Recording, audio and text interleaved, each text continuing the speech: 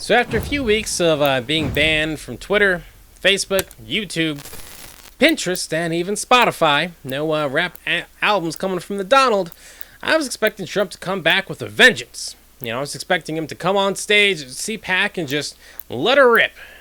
But I was wrong. Very wrong. 90 minutes worth of wrong. Secret institution, they don't want to let you have it. There should be a 100% requirement to verify the citizenship of every person who votes. Yes, that was just a tiny little taste of Trump's 90 minutes of boring, rambling on shit, Honestly, the big thing, the big takeaway from the whole Cpac thing is that people are really so into Trump that they have made a golden statue of him and are going around kissing it, taking pictures with it.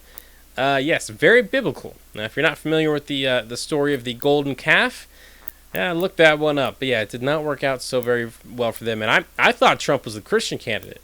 So I was kind of surprised to see people bowing down to a literal gold statue of him. But whatever. Anyway, Trump did make some newsworthy statements. So at Cpac, so I guess let's get this over with. We're not starting new parties. They kept saying, he's going to start a brand new party. We have the Republican Party. It's going to unite and be stronger than ever before. I am not starting a new party. Not starting a new party, which is funny. I thought Trump loved partying, especially during a pandemic. See, the thing is, a lot of conservatives, a lot of liberals think Trump is incredibly stupid, and he's maybe not the smartest guy, but he knew that him starting his own party would have just split the Republican support and make sure they don't win. And by and large, if the impeachment stuff, and really the whole thing was he was just trying to threaten people on impeachment, right?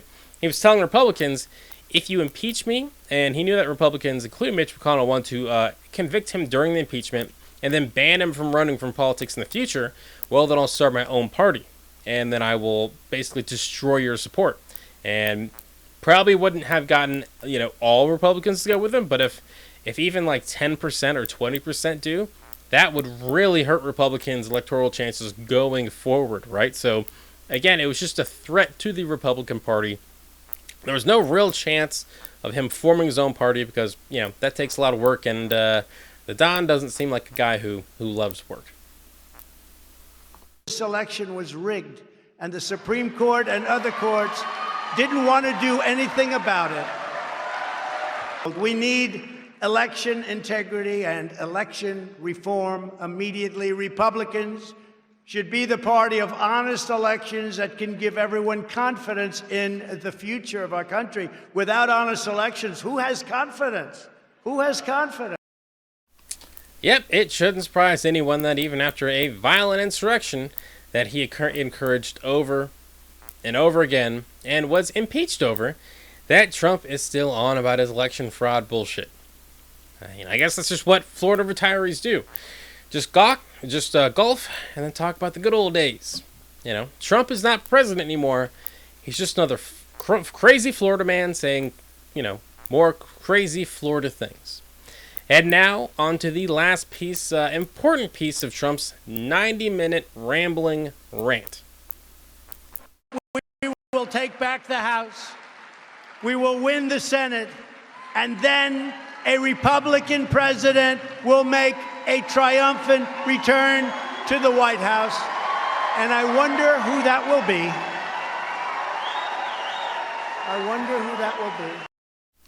Ooh, I wonder too. I wonder who that will be. Now, it is an open question for me, actually, if Trump will run in 2024, because there's a lot of, it's 4 years from now, there's a lot of legal troubles that could open up for him between now and then. And apparently, I believe he's getting served with a lawsuit today. So yeah, who knows? A lot can happen between now and November 2024. And we'll see if Trumpism really survives for another 4 years. Obviously his support is still strong now, but he literally just got kicked out of office. I mean, the important thing for Trump is that he did almost win in 2020.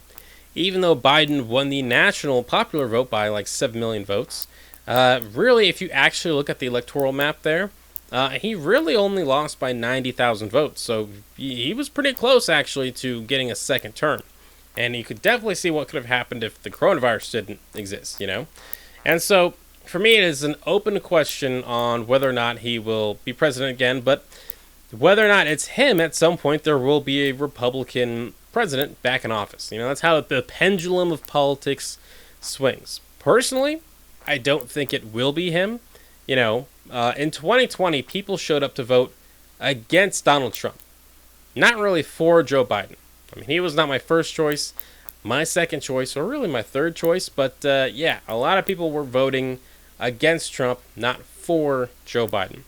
And so if you're a Democrat, you might actually want Trump to run in 2024.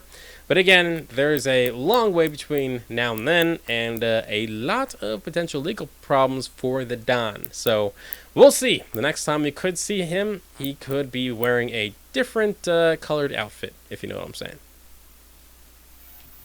Hey, what's going on, everyone? Thank you so much for watching Citizen Pete. I really appreciate it. If you haven't already, click that little subscribe button, maybe the like button, and hey, maybe, just leave a comment. I want to know what you're thinking. What do you think about all the politics, the news, and all the stuff that's going on in our country?